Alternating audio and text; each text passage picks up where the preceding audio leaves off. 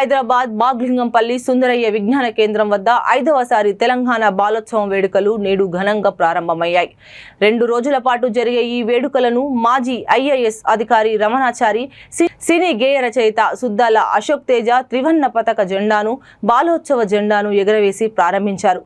ఈ సందర్భంగా అతిథులు మాట్లాడుతూ బాలోత్సవంను రాష్ట్ర ప్రభుత్వం నేరుగా నిర్వహించి మరింత బాగుంటుందని, నేటి బాలులే రేపటి పౌరులు కావున పిల్లలకు చిన్న వయసు నుండే మాట్లాడే పద్ధతి, నడవడికను నేర్పించాలని, మాటలతోటే వారి బంగారు భవిష్యత్తు బాగుంటుందని సూచించారు. ఈ సందర్భంగా నగరంలోని వివిధ పాఠశాలల విద్యార్థులు తమ ప్రతిభను చాటేందుకు తరలివచ్చారు. సాంస్కృతిక కార్యక్రమాలు, సైన్స్ ఫెయిర్, ఫోక్ డాన్సులతో సుందరయ్య విజ్ఞాన కేంద్రం అంతా సందడిగా పిల్లలతో నిండిపోయింది.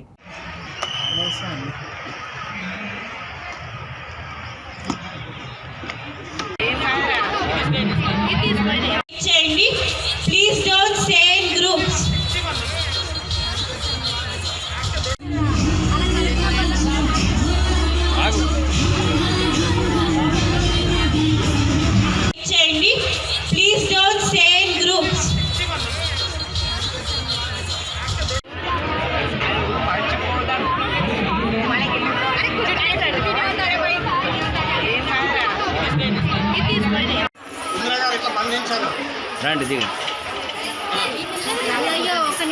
వచ్చేయండి అమ్మ, వచ్చేయండి, కిందికి రండి అమ్మ, బేట ముందుకు వచ్చేయండి బేట.